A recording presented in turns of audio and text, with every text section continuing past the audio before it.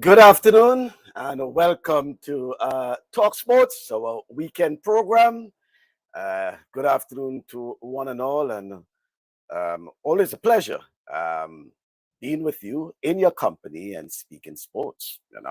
Uh, so much to happen, so much happening, I should say. So much have happened over the past week, dramatic in its form, and so much we can look forward to for the upcoming week and the weeks ahead in sports. As you know, the ongoing, we have the FIFA Women's World Cup, we have the Netball World Cup, we have Premier League football, English Premier League, which is about to start. In fact, tomorrow we have what we call the FA, the Community Shield, and I will be playing Arsenal. Yeah, Manchester City will be playing Arsenal, right?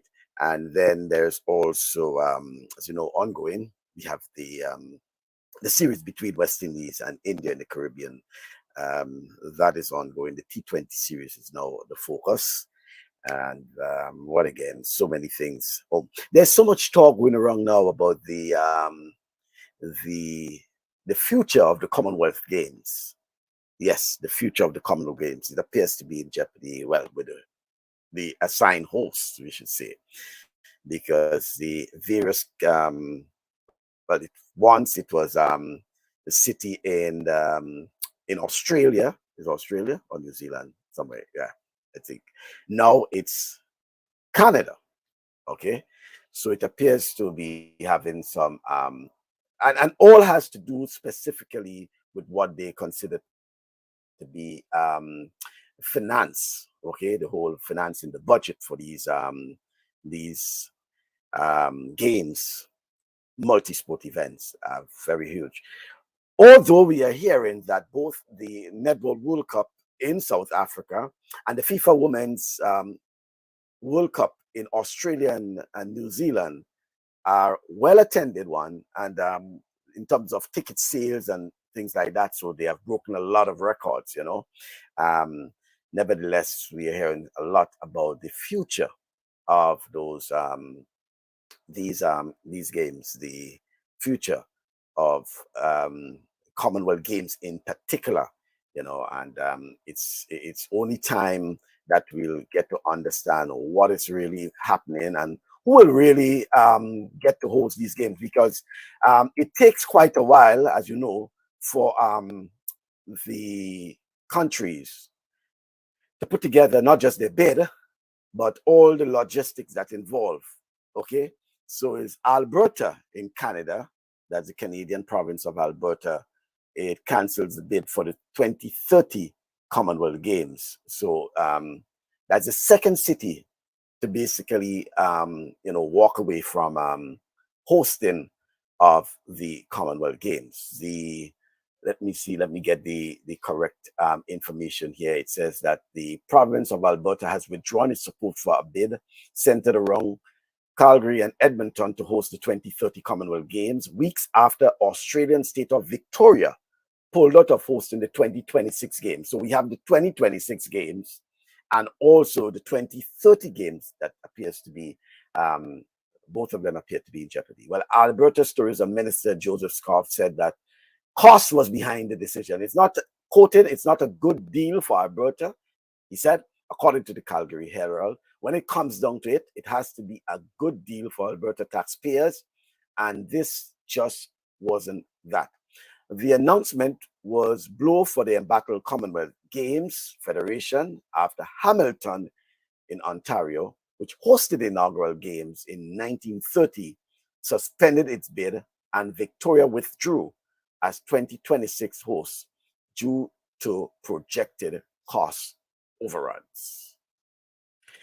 Wow. So, well, I probably will wait to hear from my Canadian mayor, that's Lincoln Toro Deputy, to give me a what's really happening there.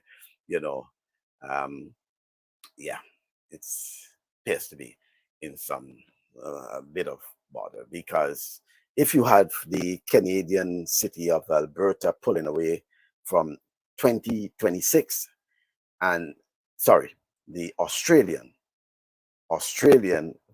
state of Victoria 2026, and now we have Alberta in Canada pulling away from 2030, it means that there are no confirmed hosts, as you will say, for the next two editions. Well, after the next Commonwealth Games, which is scheduled for 2026. So, oh yeah, for the next two Commonwealth Games. Yeah. So, and you see, it has to do a lot, because I remember they were saying that, for example, in terms of Australia, the Premier, that's Daniel Andrews, he was saying that they put a lot of hosting the 2026 games specifically because the cost had increased from what was originally $2.6 billion to now an estimated $6 to $7 billion. You know, so they have reasons why, and these are the, you know, the government officials. Obviously, the Commonwealth Games official will feel that it's in the best interest of the state, the country, and the sports participants to host the games. But then the officials, that's the government officials, are looking at the cost and the impact it will have on taxpayers. So there is a sort of, you know, thin line to walk there when it comes to these things. And obviously, it's sometimes in the best interest of, you know, the officials, you know, they look at the best interest of the country, I should say, to determine whether or not, you know, they should host the games. Because when it comes down to, you know, taxpayers' money, as they say. Good afternoon to you, Rudian, and it's a pleasure having you once again. And so much happening. I know about the Commonwealth Games and the province of Alberta now deciding to pull out because of the cost, and that's 2030. And you see the timeline in terms of the number of years in advance that they actually have to plan and make all the preparations for hosting these, you know, multi-sport events, right? And we are in 2023, and they're already saying that they wouldn't be able to host the games in 2030. Right.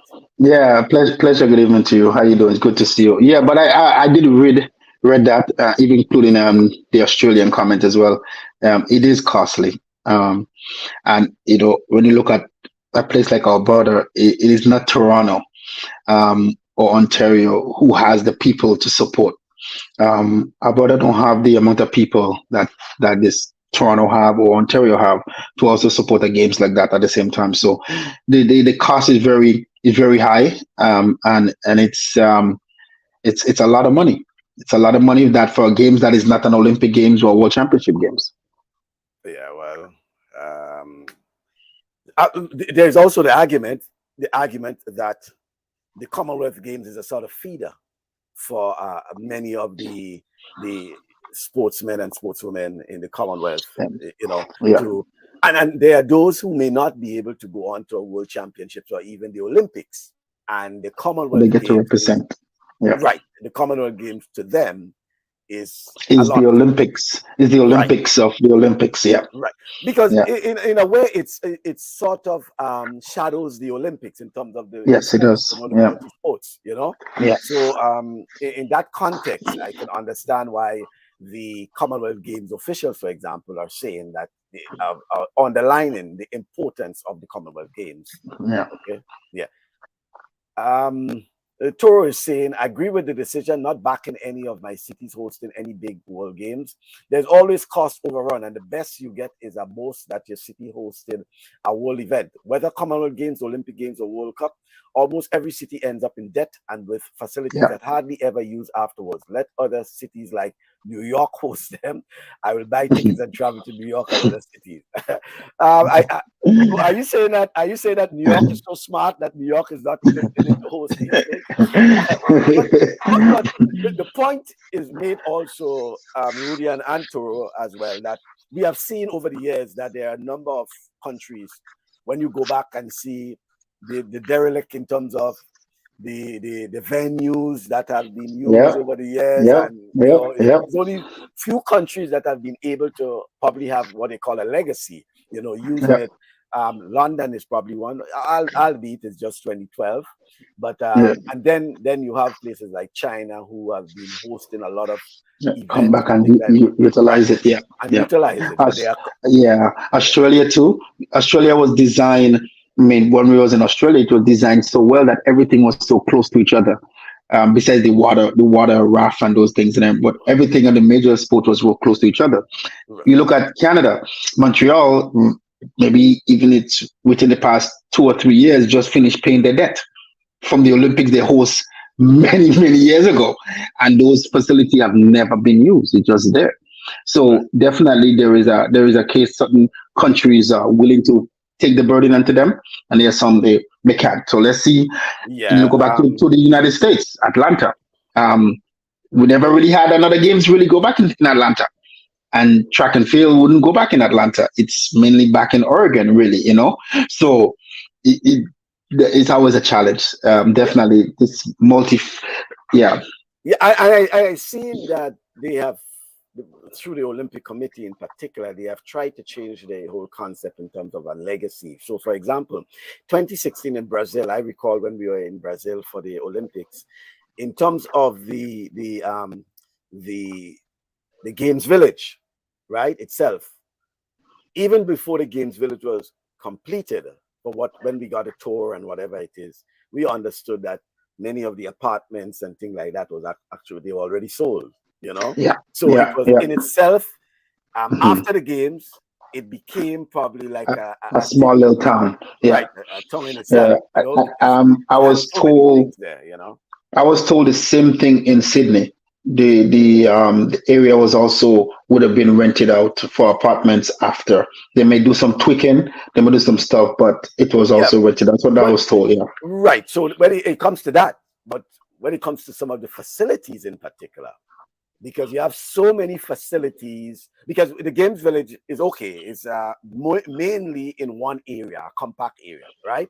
But when you have the facilities and all over, and you have some facilities that was just built for the games itself, and they may not be able to host, and when not just built, but built with specific capacity, for example, and then they cannot sustain that in the long run, because how many times you might be able to use it, how many use it, like that. So, I mean, there is always talk about. Well, I had a conversation with someone some time back about why can't it have 5 countries, and those 5 countries rotate, and it sounds good.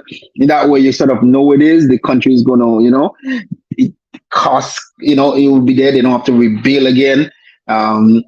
So within 20 years, you have the same 5 countries going to be rotating, within the 20 years span. It's easy to say, it's hard to do.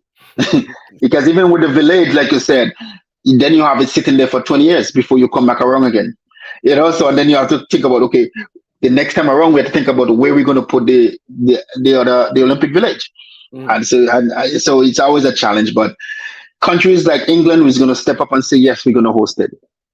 The United States may stepping up now and said, yes, if somebody don't want it, we'll take it. China may jump up and say, yes, we'll take it. So a lot of countries will step up and say, yes, they would, when somebody say no, because they know they maintain the facility and they constantly been using it for multiple other events. We see the same thing at World Cup in Qatar. What are those soccer stadium? And we ask, are they breaking it down? Are they going to use for other things? Is clubs going to buy it and start utilizing it now? Is soccer going to be so big, or now that you're going to need those kind of stadium and stuff? All those questions, is still a question that should be asked.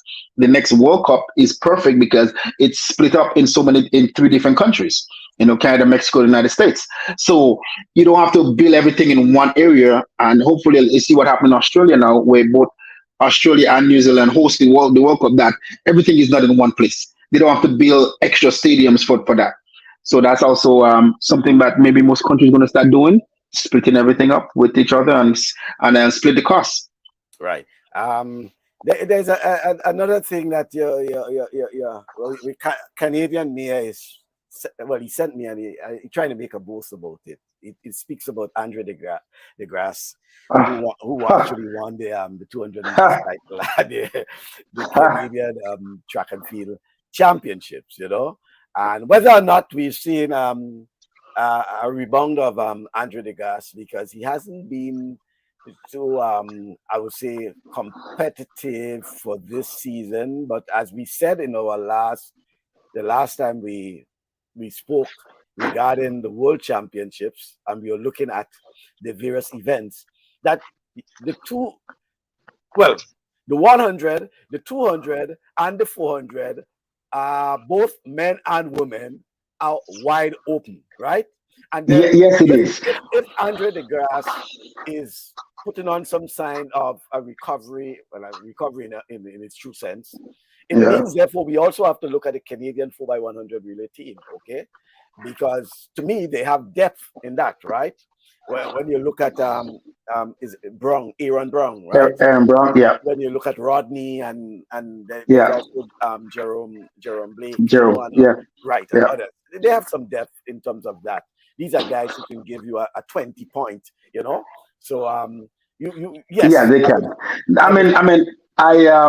And just to say, Aaron is part of my track and field program, our club, I may say, in Canada, and I coach him in high school before he left for USC, where he was part of our program, and that's a school that I still coach at high school today, the same high school he went to.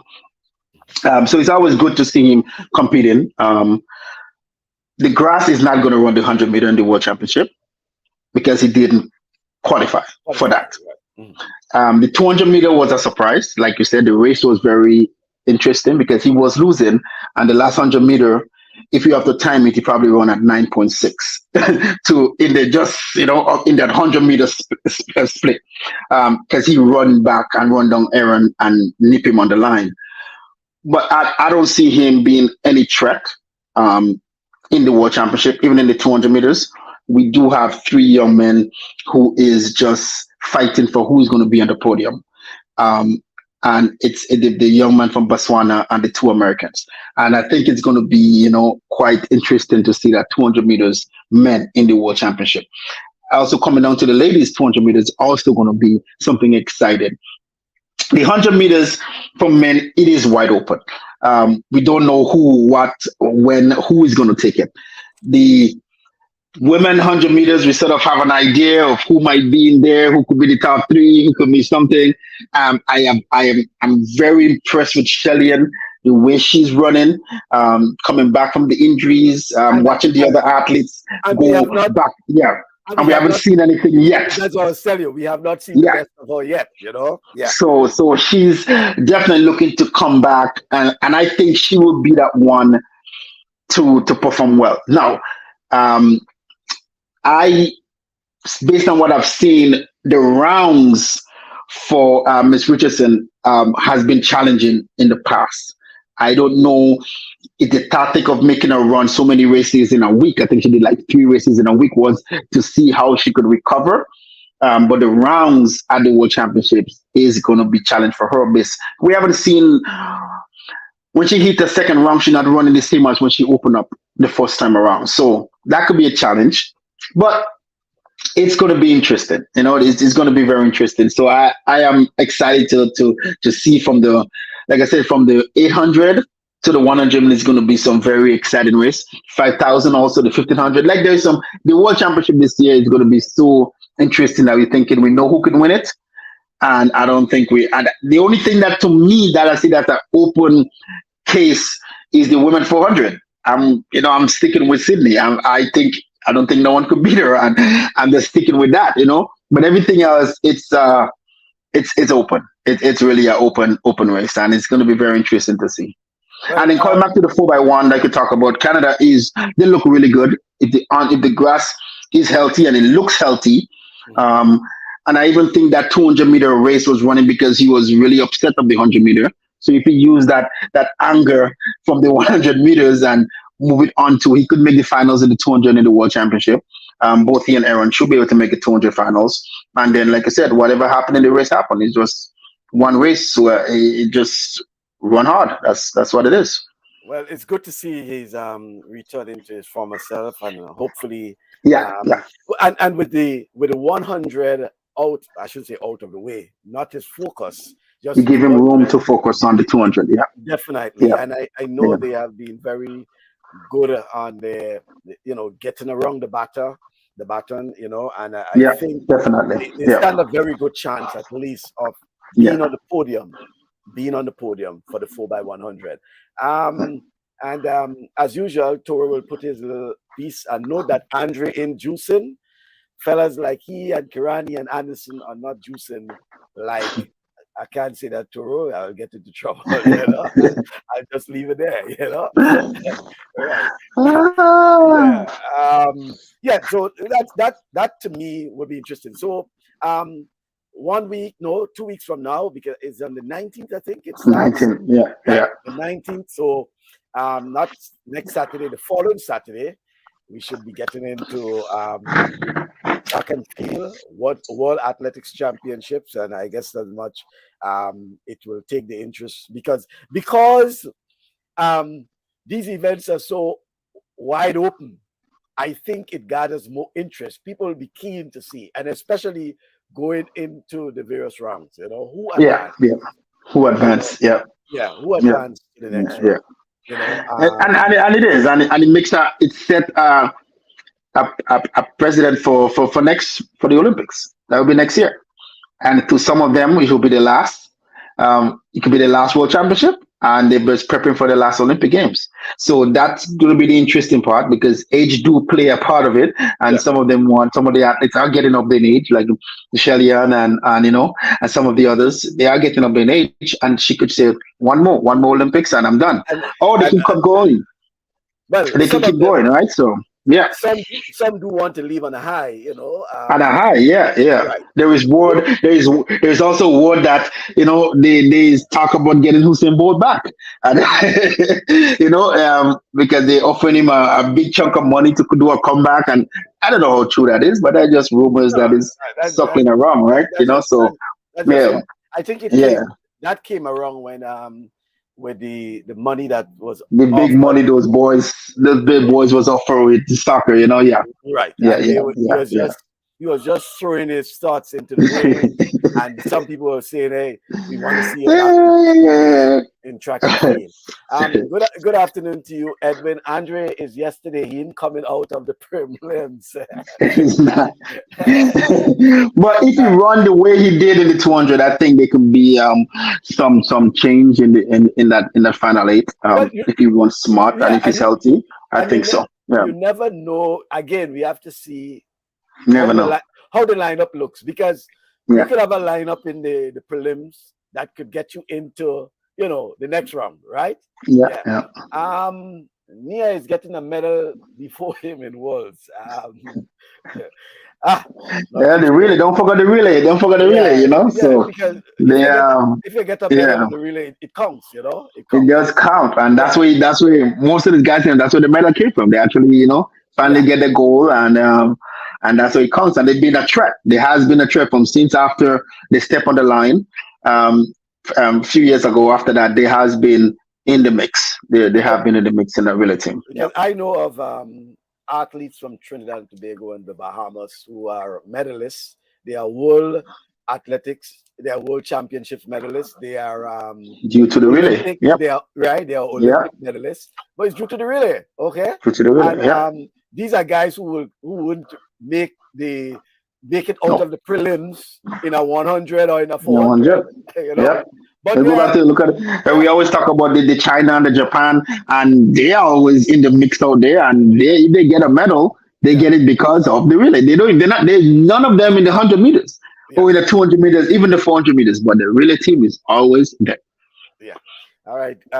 Good afternoon to you, Kellen Antoine. Good afternoon. Yes. So we come back and do a little talking about that and some more. But I want to take a little, because I have a little feature I want to put on regarding the Netball World Cup because World Cup. Yeah. I have been sort of up watching sometime 3 o'clock, 4 o'clock in the morning. You know, I get in from work and I just have to continue watching. And I go between netball and the And football World Cup. Yeah. because we have Yeah. the women's football going on. So sometimes I have to do my split screen. But it was, I'm telling you, today's game between Jamaica and Australia, it's one for the books, man. It was a ding dong battle at the first quarter. They were tied. The half, they were tied. At in the third quarter, at the end of the third quarter, I think Australia was just 2 goals ahead or something like that. Eventually, Australia won. But I'm telling you, it was a very, very tight game. And to me, um, the Jamaicans basically they sort of succumb to the pressure, the Aussies pressure in the late stages of the game because pong to pong, as we say, they were not giving the Aussies a millimeter ahead, but it will be the first time in a long time, I think, that neither Australia and New Zealand will not contest the final of a championship. Normally, it's between Australia and New Yes, Zealand. it is. Yeah. This time around, it will be between Australia and England. Now, Jamaica will now play New Zealand for For the third spot. third spot, the bronze medal. That will be tomorrow morning. So we have right after that, then we have the championship game. But I'm telling you, it was a very good encounter between both teams. And, if for some reason you can get to watch the championship games, well, the third and fourth place, the bronze medal game, and you can also get to watch the championship game tomorrow. I think you should because, and especially, well, I am saying that for those who follow netball, for those who follow netball, enjoy the game. For me, I love netball. As a matter of fact, I was, I mean, yeah, when they offered training, officials, all of that. So I did all these things. I wanted to know the rules. I still get information about the rules from from Netball World, and things like that. So because I think it is sort of important to understand the intricacies of these games, right? These sporting events, I should say, in particular. But when it comes to the World Championship itself, it is at another level. And that's why you see Jamaica is where they are now, okay? They will remain the number one in the Caribbean for a long time because they have what it's considered a very good program, right? Trinidad and Tobago, you can see that they are making some strides. And as I said, and I think some folks probably didn't understand that, back in the 80s, Jamaica was never really in the forefront of Caribbean netball or even Caribbean football, right? As you recall, Grenada was in that mix, right? Grenada, Trinidad and Tobago, these sort of things. So even football, for example, when we had the Shell Caribbean Cup and all of that, used to be Grenada and it was Trinidad that edged out Grenada in the inaugural Shell Cup. And Grenada always was in the mix in probably the top 4. So it would have been Trinidad and Tobago, Grenada, Jamaica, sometimes Haiti, and in particular would be those top teams, 4 teams, until Grenada start, moving away, But that is where Grenada was at that time. Okay, so let me give you some highlights of the that game between Australia and Jamaica. The final stages of that game, I think the last minute or so, and then we'll also get some interviews. We get an idea of what really happened today in that crucial game, that semi-final game. for the Diamonds. It's all about possession. 59 seconds to go. The Diamonds, well, they came into this game under extraordinary pressure. Conan, back to the line, Brazel. Hold time. Oh, what an effort by Dean Thomas. Oh, what an effort by Dean Thomas. What an effort by Thomas. The Diamonds, Price, they find Wood. She's been absolutely sublime today. 35 seconds on the clock. Steph Wood. And this for Steph Wood to put Australia into the grand final. Well, look at the bench, they're celebrating. They've taken it away from Jamaica. Everyone thought Jamaica was here to win this. Hold time. Set in the middle. 14 seconds on the clock. 4 goals the difference. And the dreams of Jamaica, well, they've been broken, haven't they? They've been broken by world number 1 Australia. The final goal for Beckford, but the Australian Diamonds are going to march into the gold medal game tomorrow against England.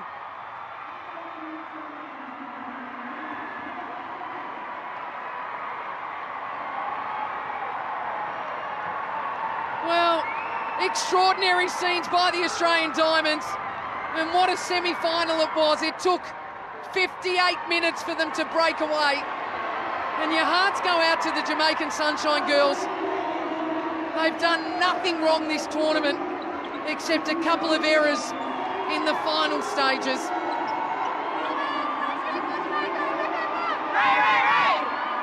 Stephanie Wood, 29 goals today, her highest volume of this Netball World Cup. And what about Fowler? 46 from 47. So we go to full time, folks, and Australia, they get across the line. Eventually by 3, they'll go into the gold medal match tomorrow.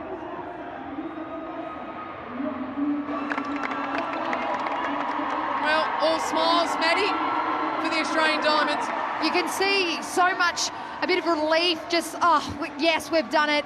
They're not world number 1 for no reason, so it's great to see them show up today and absolutely show what they're made of. It was a class act throughout the entire match. Oh, well, let's get down and hear from, I'm sure, an win. Oh, this is amazing. I mean, our performance against England, we were disappointed. We knew it was going to be a really hard match today to, come up against Jamaica, who are playing so well, and these are always the hardest games to get into that gold medal match, so it's unbelievable. What do you have to say to all your supporters that have been supporting you from the start? Oh, this is incredible. When we ran out, there was so many green and gold fans here. I know there's so much love from back home. I think it's midnight that people stayed up to watch us, so thank you so much, everyone at home. We love you, we feel the support, and one more to go. Well, congratulations. Thank you so much. Sterling, a tough one at the office. I know this one meant a lot to you ladies. How are you feeling about this game? Well, obviously we are gutted that we lost, but it was a good fight to the end, and I'm very... I know this one meant a lot to you ladies. How are you feeling about this game? Well, obviously we are gutted that we lost, but it was a good fight to the end, and I'm very proud of the players that came out and showed up today. You look quite winded right now. How are you feeling? I don't think I look winded. The supporters from South Africa came out to support you guys today. What do you have to say to them? Just want to say a huge thank you to all the supporters that came. I really, really appreciate it. Congratulations, guys. Thank you. Say enough about your performance today. How are you feeling about this one? Oh, over the moon. We knew obviously we had to come out and win today, and I'm just so proud of the group. We knew it was going to be a grind. Jamaica are a phenomenal team, and I'm just, over the moon. Listen, I can tell you're over the moon. So what you feeling about the finals? Yeah, excited. Go home, do some solid recovery, rest, recoup, and get together tonight as a group. But excited to take on England tomorrow. Well, all the best for that. Thank you. Well, there you go. Our player of the match, Courtney Bruce. Big smiles on her face. She was extraordinary today. 5 deflections, 2 intercepts, and the 1 rebound. And she left no stone unturned, did she? So much pressure on the shoulders of the Australian Diamonds. Not to be the first team never to make a gold medal playoff, but they get there in the end. And they will rejoice, they will go back, they will recover, and then they will size themselves up against a very confident and impressive England Roses. So let's take a look.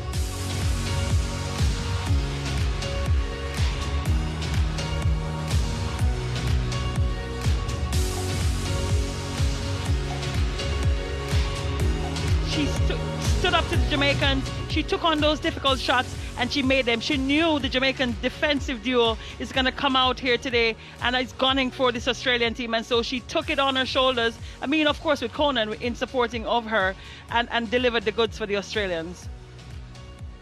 So the Australian Diamonds rejoice. And so does the coaching staff, Nicole Richardson and Stacey Marinkovic. Smiles on the faces of the Australian Diamonds, and for the first time in history, Australia and New Zealand aren't in a gold medal playoff. The England Roses breaking history. So let's head in and have a look at the match stats as we wind up this game. And the shooting accuracy for both sides in a game that was separated only by 3 goals is nothing short of brilliant. I mean, so we knew that the shooting was going to be this good. Janine Fowler with Shanice Beckford, 95% with the Australian duo, 92. That's what we expect in these matches. Look at the gains too. I don't think it moved much from halftime, and it just shows how brilliant these shooting circles are. The penalties, those are too high for me and needs to come down a bit. Turnovers, not much of an improvement. And then look at the possessions, so 55 to Jamaica, 44, as we see here, and it showed in the game. Well, I hope you've been entertained by semi-final action here on day 9 of the Netball World Cup. An early win to England, and then this one, the Australian Diamonds, world number 1. The weight of the world on their shoulders, and they find a way. We look forward to joining you tomorrow when England and Australia will go head-to-head, and we'll find our world title holder of 2023. For now, goodbye from Cape Town.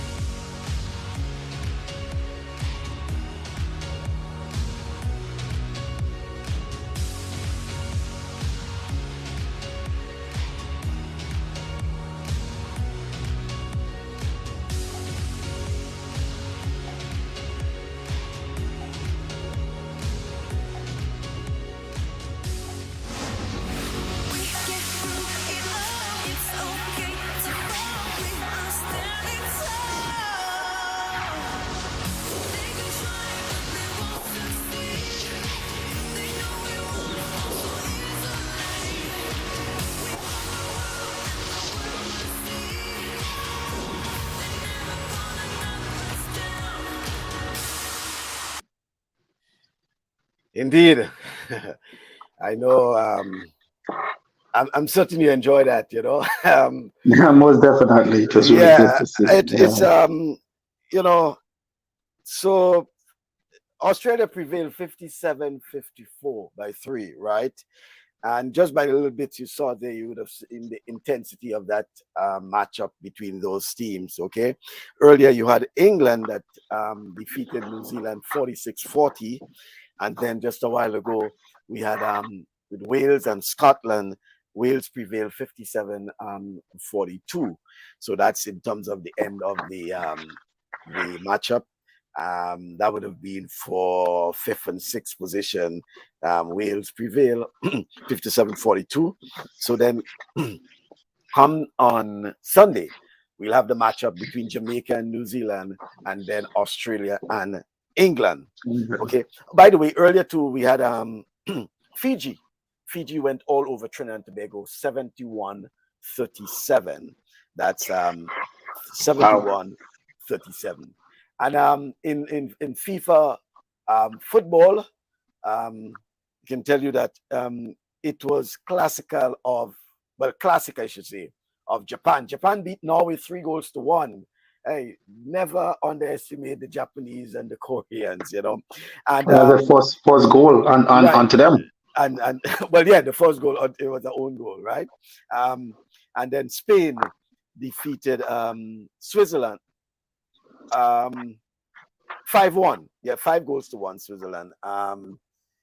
5-1, and Japan 3-1 over in Norway. Just going back to the stats, as when they were doing the stats, I took some notes of it in terms of that.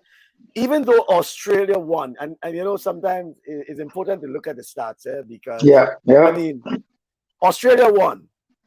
Jamaica had a 95% shooting accuracy. And they have 92. And Australia with 92, right? Yeah.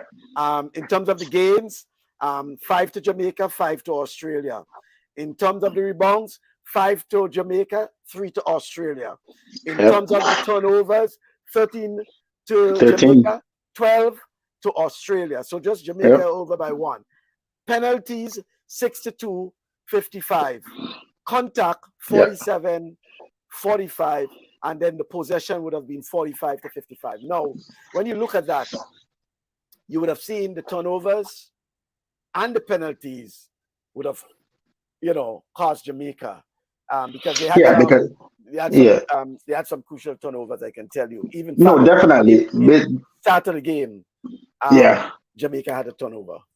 No, definitely, because based on the start, Jamaica was looking at the better team because they had win most of the, you know, on the stat, but just on the crucial one, which is the turnover and possession, which make a difference in a game, and that totally shows why they where the loss came in from. It's too much of a big turnover. It's like you know, I think it's like 9 turnovers, give or take, and then something like that, which is a lot. Because every turnover could be a point. So you also got to look at that, right? So it's good that every turnover wasn't a point, but I'm pretty sure some of those turnovers give them that 3-point lead. All right. So what will happen is that Malawi will play Tonga 3:00 in the morning. Then South Africa will play Uganda at 5. The Jamaica-New Zealand game comes up at 10, and then at midday we have England on Australia in the championship game. In football, that's the FIFA Women's World Cup. USA play Sweden from 5:00 in the morning, right? And then later on, we have South Africa and the Dutch women. That's the Netherlands. And then in cricket, we have West Indies and India. While at the same time, Victoria is saying West Indies cricket needs some strong, big fellas to take control of the regional game. Netball needs some strong, big ladies too. The Queen and King of England and their subjects in Australia. South Africa and New Zealand are too dominant in netball. Let's go get them netballers. Well, the thing about Australia when it comes to sports is their academies. They said, and I think it was Vida who told me that some time ago, because Vida actually is a product of Australia. She studied her sports in Australia, as a matter of fact. They have academies for just about every sport, whether it's cricket, whether it's netball, you know, what is it again? The rugby, the sevens, as they call it. They are competitive in every every single sport there is. So what they do have sometimes is that, and I recall back in the 90s, there was a delegation that came from Melbourne, well, the late 90s, I should say. Yeah, they came from early, somewhere around there. They came from Melbourne, Australia. They visited Grenada. And they were speaking to the media. And one of the things they said too was that what they do is that they allow these athletes, sportswomen, to attend these academies where they study sports, basically. But they also have the academic side to it. You know? So it's all about sports to one end, but education at the same time. You understand? And that is one of the things that the Aussies have been able to do well. And I think they have been able to even take some of our people in the Caribbean and use them. For example, Dr. Rudy Webster is one who they were able to use in places like Australia and South Africa and things to help them develop. And then eventually to beat West Indies at what they call its own game, you know. I know Oberon Peterson, Nati, who coached Grenada for a while in netball. and I was reading where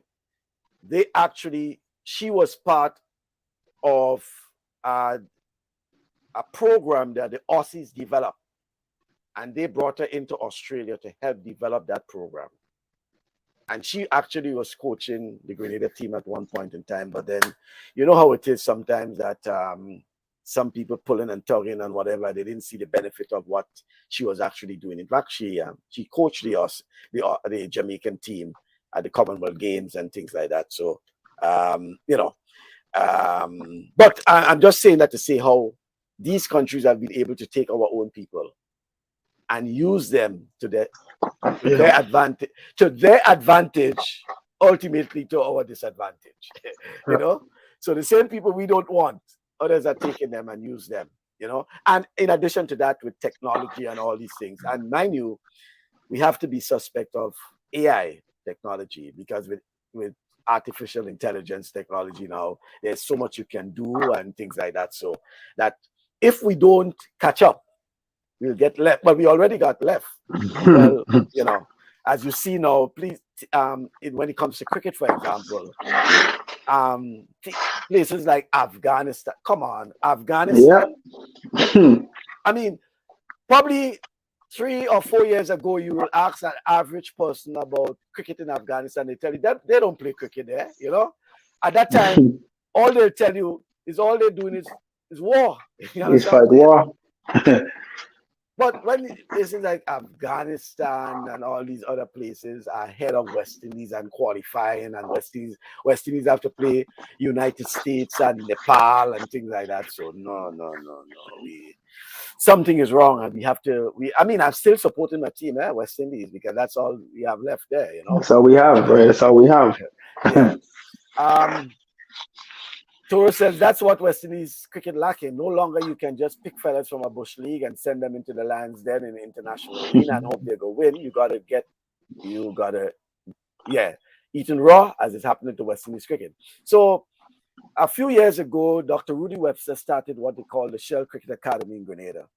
But then the whole issue of insularity and all these things start popping up, and you know, those folks in Barbados, and I mean, I'm saying it because I know I was assisting Dr. Rudy Webster and Barry Collymore and those guys. And by the way, both Dr. Rudy Webster and Barry Collymore are Bajans, right? They're from Barbados originally. But they knew that it was all because of pressure from those folks in Barbados. They believed that they should have the cricket academy. And eventually, we saw the demise of the Shell Cricket Academy in Grenada, which was part of the St. George's University. As a matter of fact, they were bringing in folks from Australia, from India, from Cuba, because Cuba, in terms of the baseball and the catching and the pitching and all of that, yeah, and they brought these people, and you know, it was good going for those guys. They were being taught so many things, not just cricket, but the mental preparation. You know, they were doing academics. They were doing all sorts of things at this academy. Young guys. And then we just saw the demise of the Cricket Academy, and then it's continued with the slide on the West Indies cricket, you know. When you go to places like India and Pakistan and Sri Lanka, and they have well-structured academies and things like that. So here in the Caribbean, I don't think we have. Well, they do say, I think they said there is an academy I think it's in Antigua or somewhere, but you know, we don't hear much about it, right? But there's something needs to be done urgently regarding West Indies cricket. Yes, they are getting the victory here and there, and glad to see some of the guys, the supporters, are returning to the stands. People like Toro and others are now returning to West Indies under the West Indies cricket banner. That's good, and I hope West Indies continue to win to attract more fellas. Yeah, those last ones, the last ones. Yeah, I hope. Yeah. Well, yeah, you know, because I know it has been tough for folks to watch West Indies cricket, you know, and things like that. So I think it is it's now becoming such that folks are really losing interest in the sport, you know, and the hope is that soon they will be able to return to what it is. Let me see what is also happening. But I mentioned that we have English Premier League that should be starting in the next few days. As a matter of fact, it's on Friday. The first game is scheduled for Friday.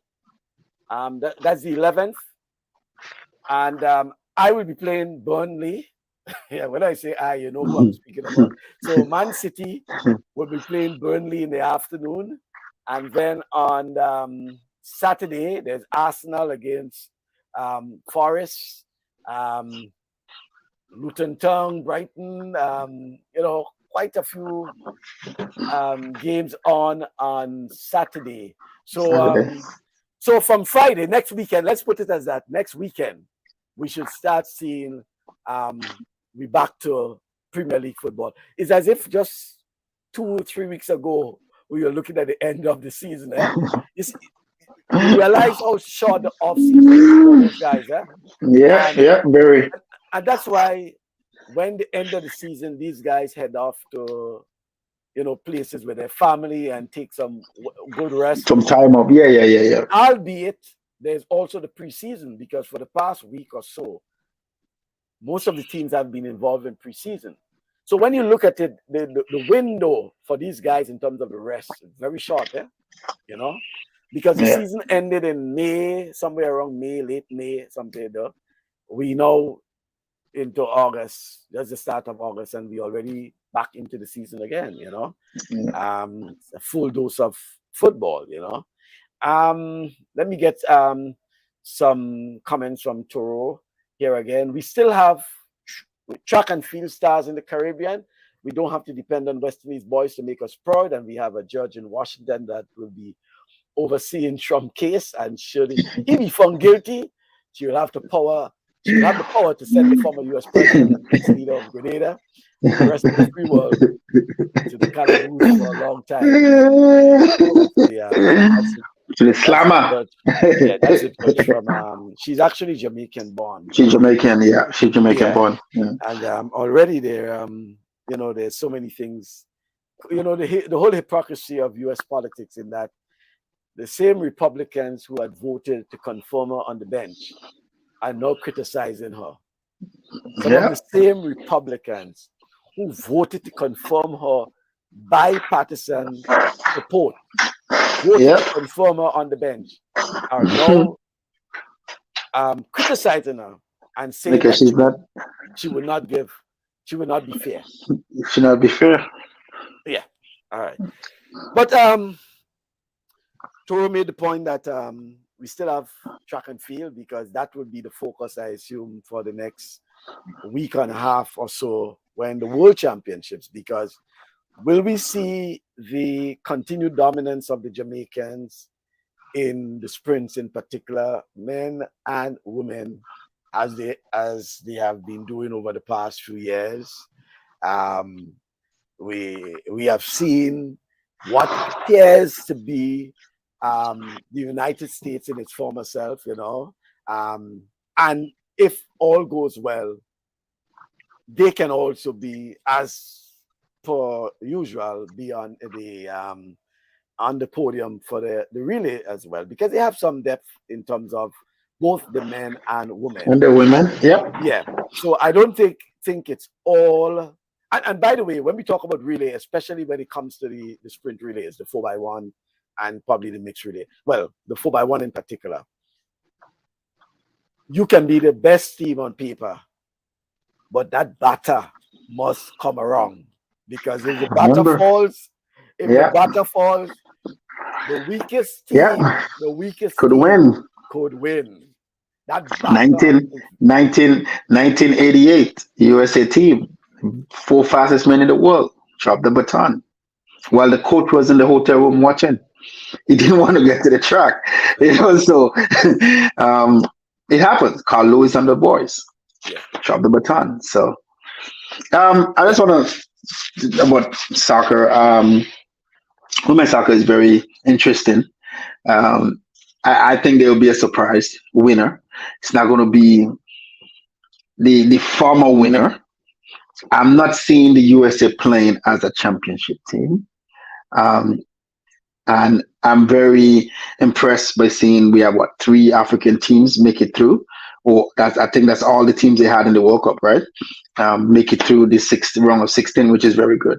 But I'm impressed with one team most, even though they didn't make it through. I'm very impressed with Haiti, very very impressed, and I think football or soccer would be a game change in Haiti, and the women has make the country proud with the way they play. Even though they didn't win a game, I Yeah, will give them most improved in my books, most improved team in the world. Yeah, I will want to add to that in that, albeit it's been overshadowed with what's taking place in Haiti, the politics and the yeah, gang violence and all of that, right?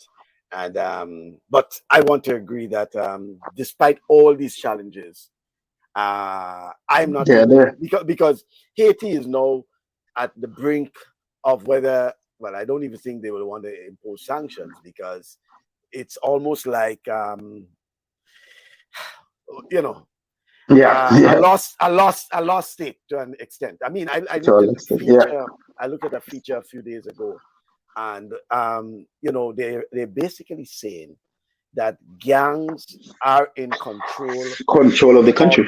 of the country, almost Yep. 80% of the country, and even some of the security forces, they say, are compromised Yep. because of fear of reprisal and other things like that.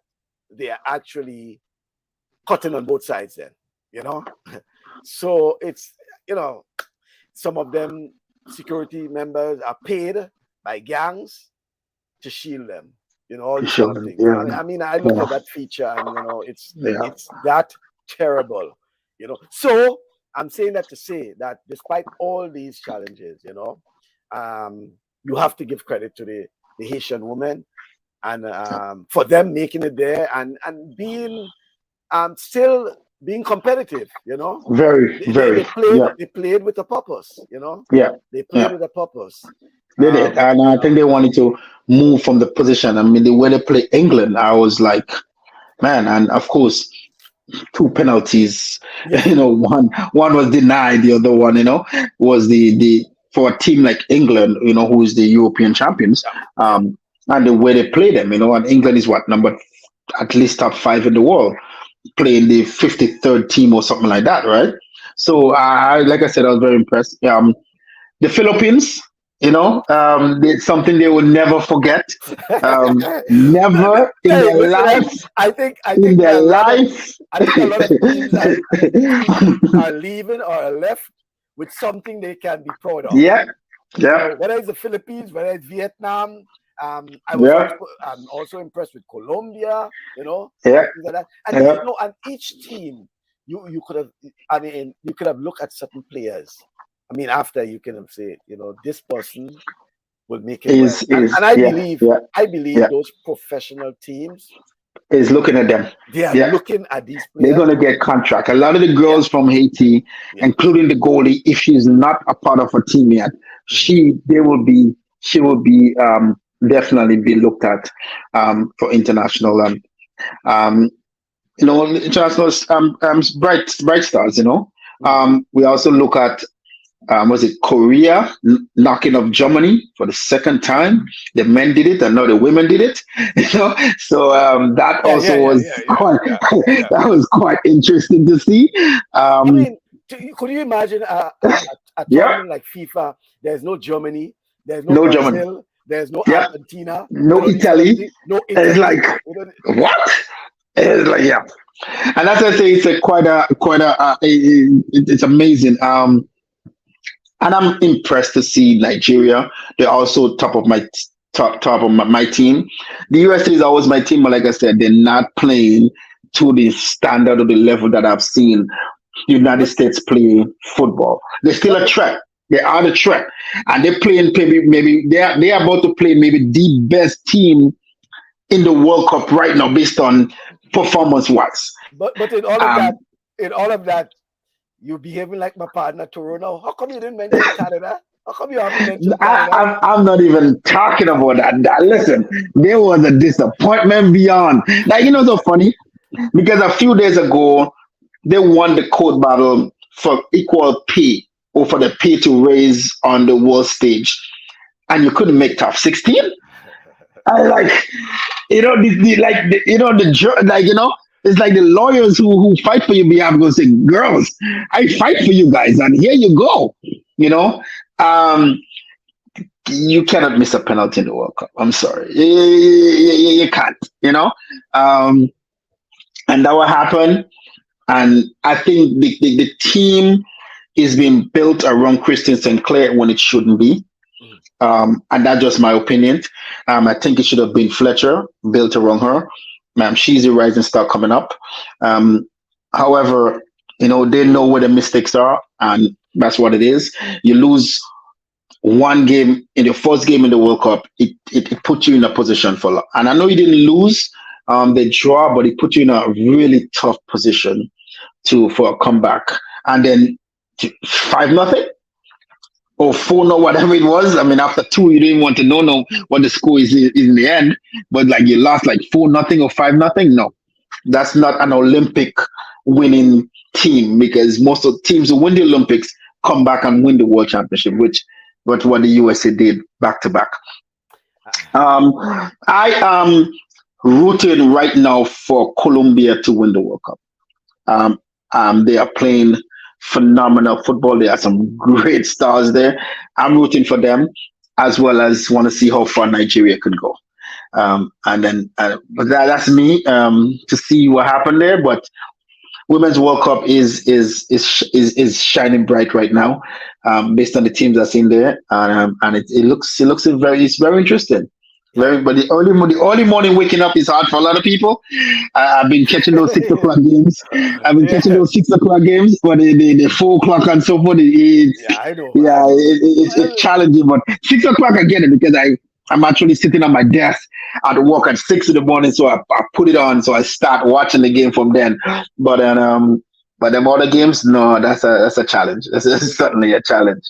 The good thing for me is that I finish around this 1:30 o'clock time, so I can. So by the time you can just kick up. Quick question for you. Any word on? I mean, I'm asking you, hoping that you know about Kirani, if he's going to compete. Kirani confirmed that he said that his aim is to compete at the World Championships. That's the last thing I had from him, is that he's competing at the World Championship. There isn't anything different from that. If ever, I assume he will let me know that if there's any change of plans. But the thing I know from him is that he is let me see. Yes. And I know it's tough for him too, because he says that I'm planning on going to World Championships this year. And there has been a heat wave in Phoenix. I know it would have been tough for him in terms of for him too training. And also it's also good to see 2 national records also break. Those records were broken earlier in the year. It's just it was earlier in the year. Okay. I don't know why they just posted, because I know she was performing phenomenally. And I really thought she had those points from before, but when I see it past posted now, I say, I don't know. Probably I didn't understand the messaging from the Athletics Association when I don't know about ratifying. They have never done that before, so I don't know about this ratifying thing, But Nazio record from the Indo Championships and from breaking the 100, the 200, that was earlier in the year, and things like that. So, but I don't understand. And my only thought was when I still say, okay, maybe the 200 that he did was wind-dated. But you're saying it now that it was, I thought it was wind-dated, so he went and did it again. So that's what I thought. The records were established. The events he participated in are NJCAA, these sort of events. It's legit. It's legit. So I didn't understand the whole antics about ratifying and what have you. I don't know if they sent someone there to check the track and all. Come on, the results. The results were available for the Indo was since in March and all these sort of things. Yeah, but not only that too. He is ranked in the world stage with the same time, so that alone should tell you he's on the and the world ranking. I was about to tell you that these things are even included in the world ranking. So that means so many weeks now. So that means that it is legit. You don't need to rectify anything again. That's where you go and rectify. World athletics. So some final comments, Toro. For once, I'm agreeing with you when it comes to a U.S. sports team. This women's team is not playing like a defending champion. Big up Uncle Jack Warner. He cussed Blatter and them enough and had a major role in opening up FIFA to both teams from the Caribbean and Africa. Uncle Jack Warner, the only person who could fix West Indies cricket. And he says, Edwin, it's money. Your American girls on a football go slow until they get money as the men. And Canada made a big deal among themselves. Canada is the defending champs in Olympic football, Davis Cup and hockey. That's the Davis Cup and hockey. They don't want to win everything, so they are giving another country a chance to win the World Cup. All right, so that's a wrap for this weekend. Thank you for joining us once again. Hopefully, I'm saying hopefully because we did say that we want to give a break, for the walls, But not just the walls, but there's also. But I like a break, yeah. True. That started next week. Yeah, we have Caribana happening right now out here, and that's what's happening out here, and see what's going on with Carnival and so forth, at home. And finally, I also want to say thanks, Sebastian, for reminding me to the boxers who represented Grenada at yes, I saw that. Yeah, the OECS boxing championship in St. Lucia last weekend, and they came up. Well, they were actually representing Grenada and very well. Yeah. Boxing Association of Grenada Inc., which is the other boxing association. We still have to get that rectified, Sebastian, because I know it's very confusing for a lot of people. So that's why when I see things about boxing, the first thing I ask, who are they representing? Ultimately, they're representing Grenada, but I mean, who is sending them? Who are they being sent by? Sent by, yeah. So this one is the Boxing Association of Grenada Inc., right? And we want to say congratulations to them. That's the boxers who represented and finished, and especially to the female who won the gold medal. She was the only female on the team and the only gold medalist. And as we said last week to our secondary school games team for the Windward Island secondary school games, when we spoke to Spaceman, we spoke a bit because, during the interview, it was revealed that Spaceman was part of the revival. When he was sports minister, he was part of the revival of the Windward Island secondary school games. And we did mention about the Grenadians retaining the Windward Island secondary school games. Hopefully that they can get down into real restructuring of the games and bring it up to some level of serious serious competitiveness. Look at it. Definitely. They can expand on the sporting disciplines and all these other things and make it more intriguing and competitive. Make it more interesting, more interesting for people to want to come and support at the same time, because the support wasn't there as you hope, but once they tweak some stuff and make it more interesting, put some advertisement onto it and let the people know what's going on, I think it will be interesting. All right then. So thanks very much, folks. It's always a pleasure having you. I'm hoping that you can join us another time. As again, I'm saying we'll let you know, because we want to give a little rest for the Carnival and the World Championship so that you can enjoy it and then come back with a bang for our new season. Our new season normally starts sometime in September. Okay, so we let you know. Thank you very much, everyone. It was a pleasure. It's always a pleasure being with you and the audience. Yeah. Okay then. Thank you very much. Thanks, man. All right. So that's it. You heard from Rudy and Sylvan, my co-hosts in Toronto. And thanks also to Lincoln Toro Deputy, to Edwin Sam, to Sebastian Kellon Antoine. God, yes, all those, I should say. I don't want to forget anyone. All those who came on and gave some level of comments. Yes, did I? Yeah, Gordon. I can't forget you, Gordon, and John Otley. Yes, always hanging around. Kellon Antoine, nice to see you around again. And hope to see you when we have a program next time. Until then, do have yourself a pleasant weekend.